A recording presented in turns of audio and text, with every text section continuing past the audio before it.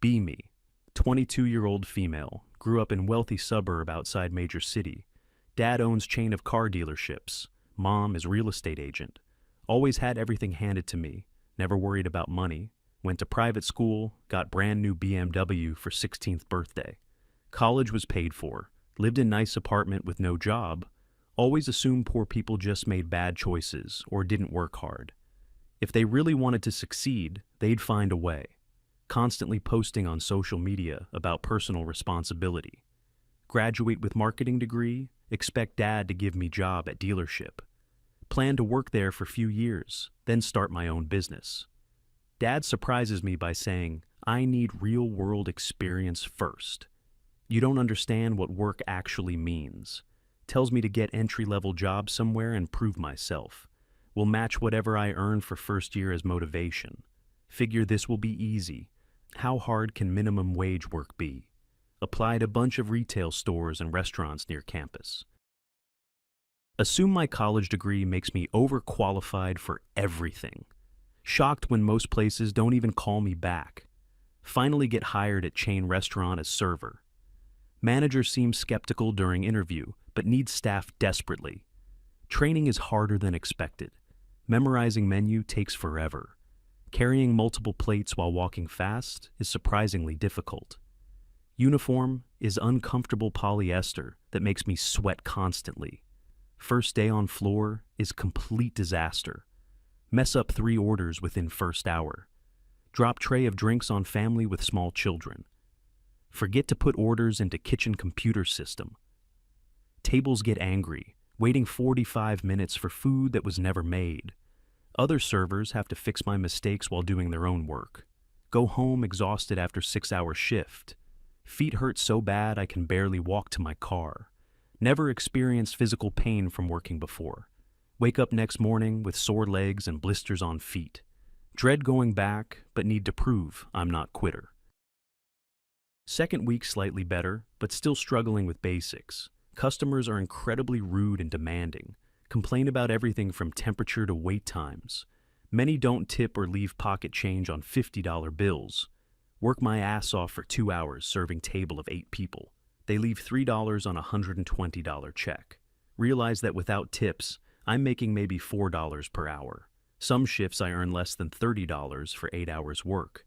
Gas money to get to work costs almost $15 daily. Paycheck after 2 weeks is $180 before taxes. After taxes, it's about $140 for 60 hours of work.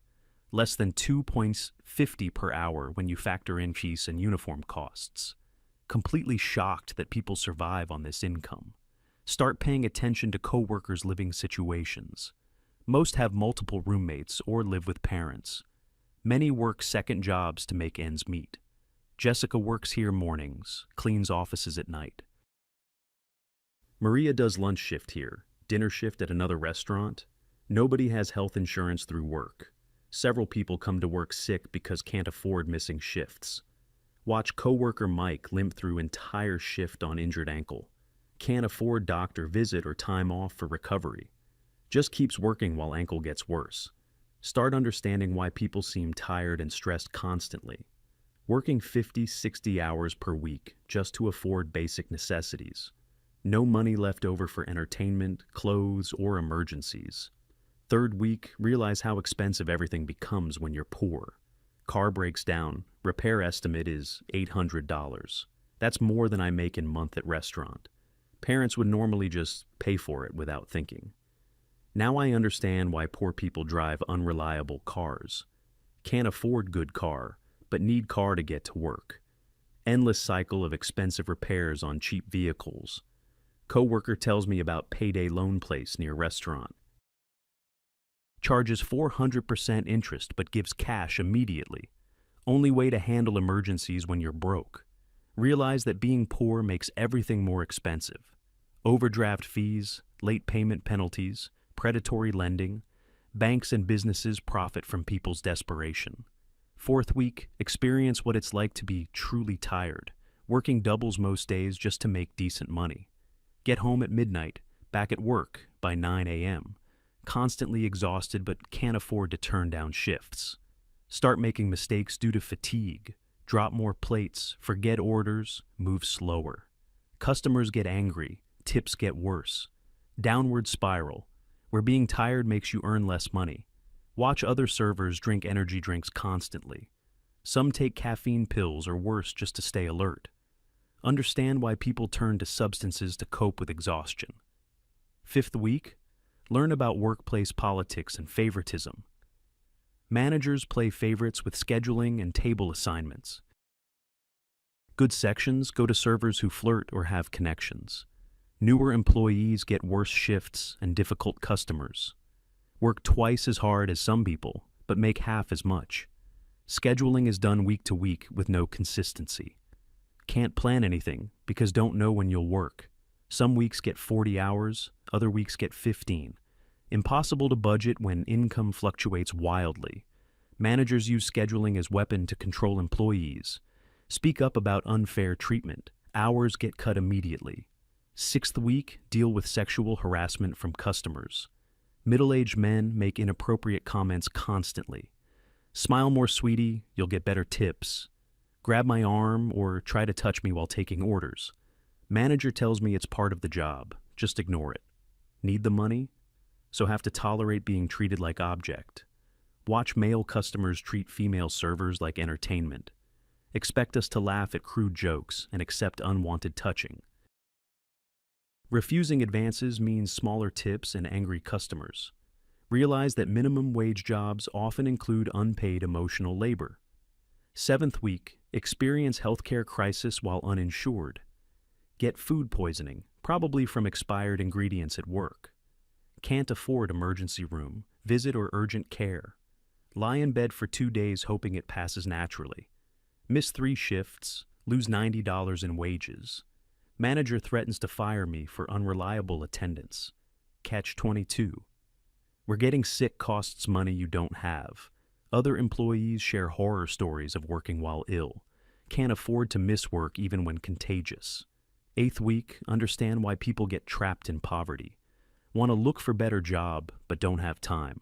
Working 6 days a week just to pay basic expenses. No energy left for job hunting or skill development. Can't afford to take time off for interviews. Better jobs require clothes I can't afford.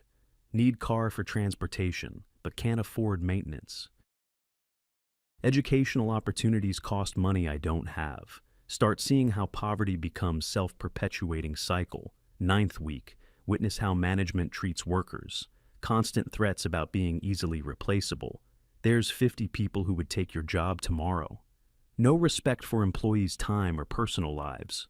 Schedule changes at last minute without consideration.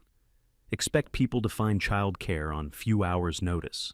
Fire people for minor infractions while overlooking favorites. Treat workers like disposable machines rather than humans. Start understanding why people hate their jobs and bosses.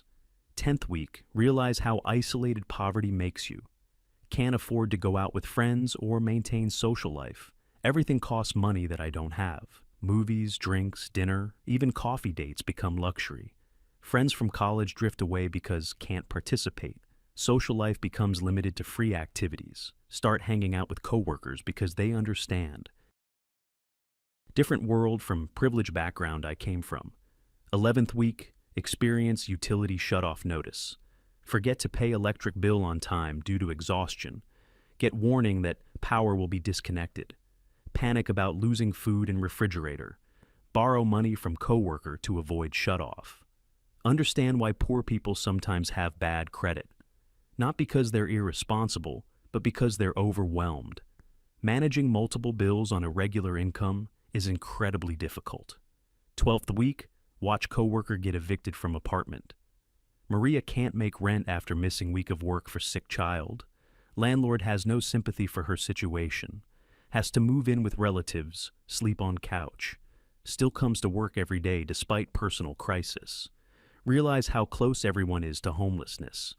One emergency or missed paycheck away from losing everything. Housing costs eat up most of minimum wage income.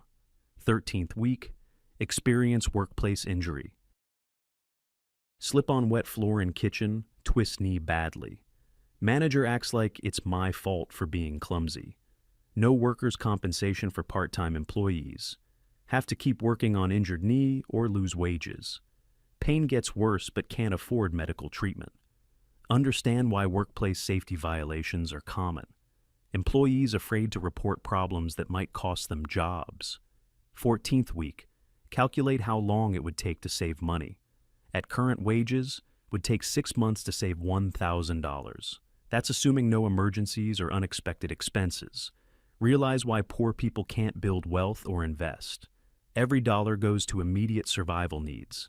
No opportunity to save for future or build assets. Start understanding generational poverty cycles. 15th week, get written up for attitude problems. Apparently, I seem unhappy and unmotivated lately. Manager doesn't understand that exhaustion affects mood. Working constantly for poverty wages is soul-crushing. Hard to maintain enthusiasm when treated poorly. Other employees warn me about getting fired. Need to fake happiness even when miserable. Emotional labor of pretending everything is fine. 16th week, quit without notice after particularly bad day. Customer screams at me for kitchen being slow. Throws food and demands refund plus free meal. Manager takes customer's side and blames me. Realize I'm being treated worse than I'd treat an animal. Walk out in middle of shift, never go back. Have new appreciation for people who work these jobs. Understand why turnover is so high in service industry. Call dad and admit that minimum wage work is harder than expected.